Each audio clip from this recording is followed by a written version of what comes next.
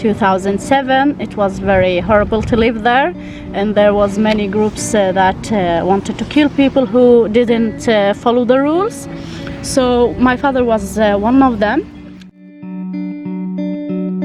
There is this thing where you go to a camp and they help you, and like you have a home, you have food and everything, and they even pay for you.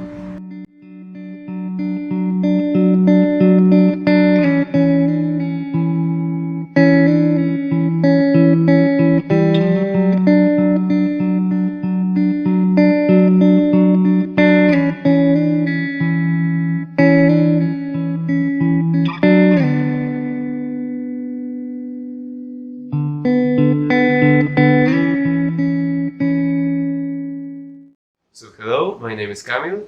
I've been in Finland for 2 weeks now.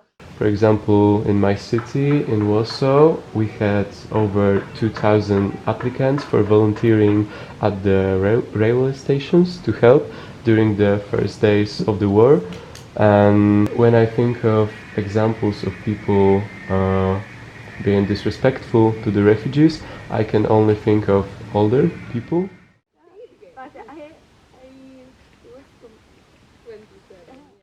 Actually, I meet them every day, I guess, when I take a tram to my university, for example, because after the first few weeks of the war in Ukraine, they became like really visible in public transport, for example, or in the shops, because wherever I went in Warsaw, I heard people talking Ukrainian.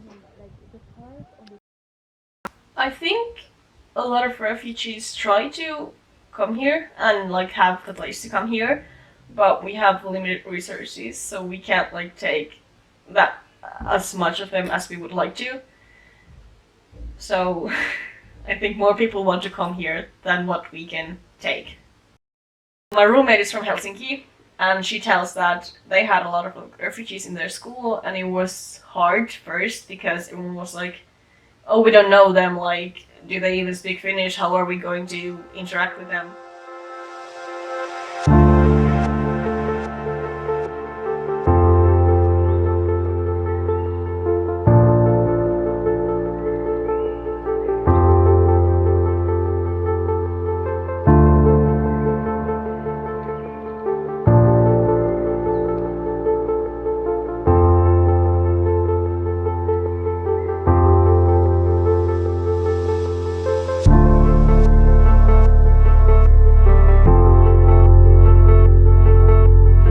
My name is Silke, I'm from Belgium, and I've lived for 3 months in Finland.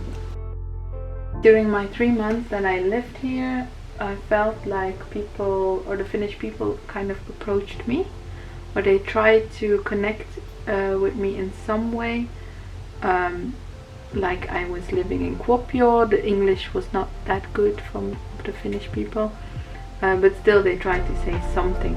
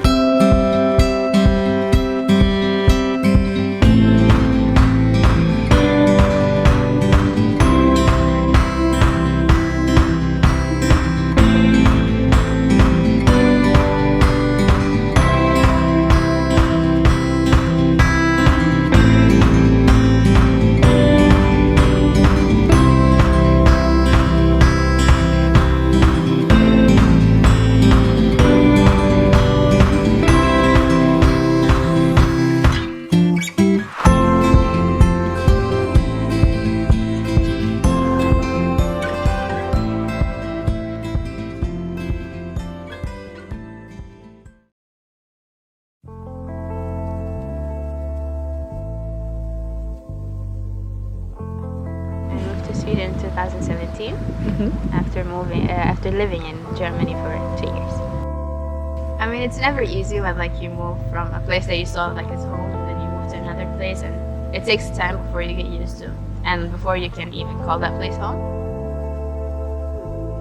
To be honest, I don't think it's a choice. I feel like when you're fleeing from a country, you don't really set like, oh, okay, I'm going to this country or I'm going to this place. It's like where you land is like where you'll be. So it's about faith.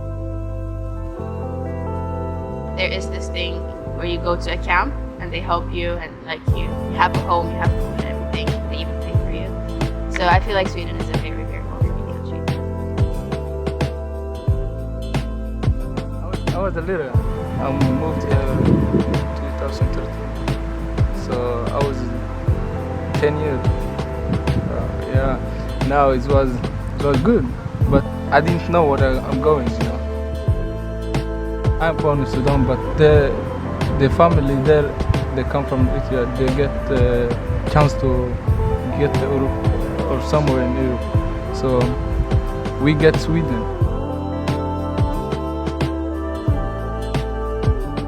I came here to Sweden because of my parents. My father moved here first, and because of the situation in Iraq in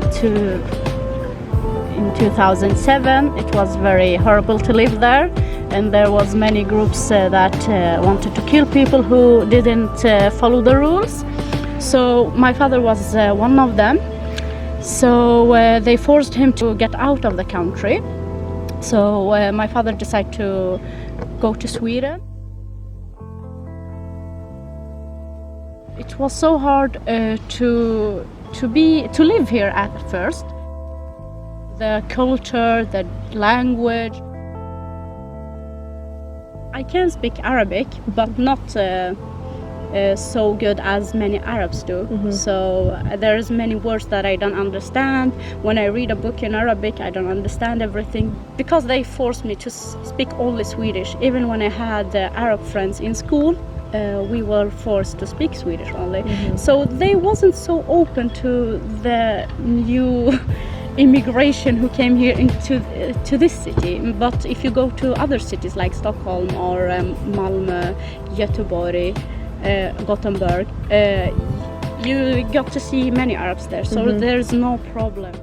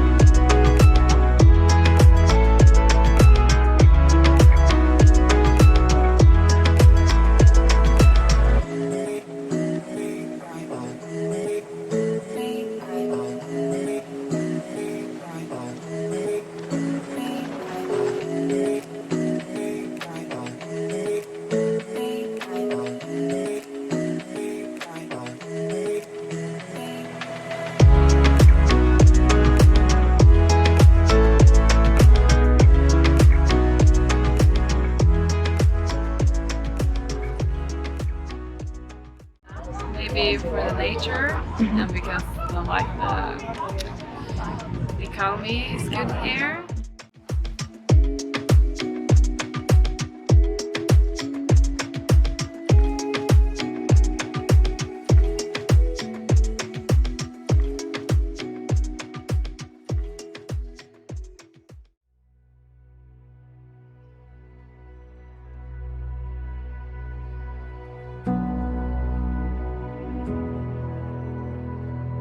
My name is Mohammed Jindim, and I was born and raised in Syria, and now I live in Sweden, in Malmö. Now it's a common knowledge, in 2011 a revolution happened, and then it quickly developed into a civil war, which led to a lot of people being displaced, especially the ones who's been politically active in the revolution, and my mother was one of them. which led to her being arrested and then threatened by the government. So we had to flee the country to first Lebanon. And we lived in Lebanon for 4 years. We did a lot of great work in Lebanon, and we made it our second home.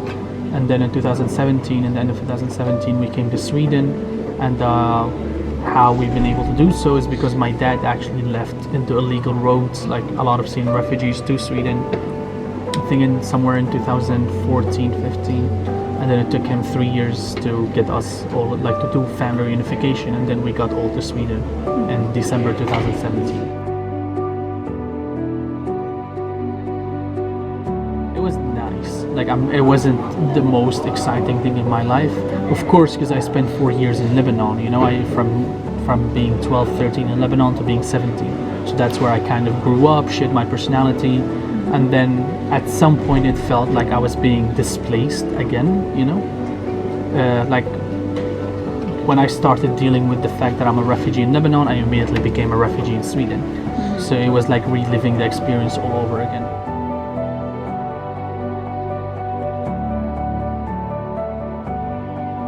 So a quick background is, it started in Lebanon.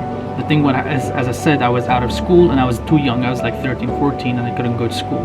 And you know, when you're at that age and you can't go to school, you barely have anything else to do in your life. But thankfully at that time, my family and some other people we knew in Lebanon started volunteering in the Syrian refugee camps. And I was volunteering with them, so I met a lot of the children who were very similar to my case and did not be able to go to school. And then the idea of the school was born. And the school called Gharse, because Gharse is a sprout. So it's like a small thing that is growing, you know, it's a small tree that's growing.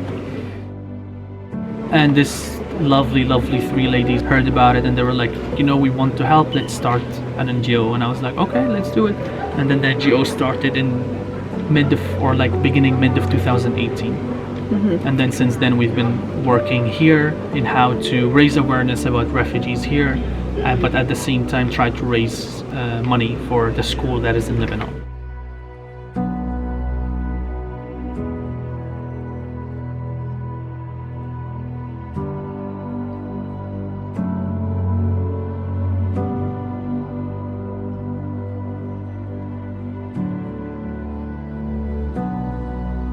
So my name is Anastasia. So I actually come from Rusland, from Russia. The war started 24th of February, and it's a big tragedy for all of us, because we all, Ukrainian people have to fly their homes, have to go here, and for us, for Russians who are against Putin and who is against the regime, that's also the end of our country, you know.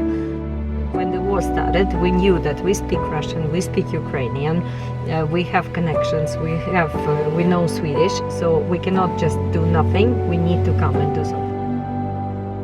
So it's a lot of mamas that come with kids alone, so then the whole journey, how they made it here, and then they left their husbands behind, they come alone or they come with the for example, mother. So that's from time to time we all just standing here and crying because it's so touching and people left everything. Sweden is doing very good thing. Sweden is supporting refugees with apartments now. So they more and more they start moving to some more permanent places of living. So their children start going to school and start receiving Swedish courses, for example. But the compensation level is super low in Sweden. So all these families, they are struggling financially a lot, unfortunately, and that's why they still come to all the volunteers.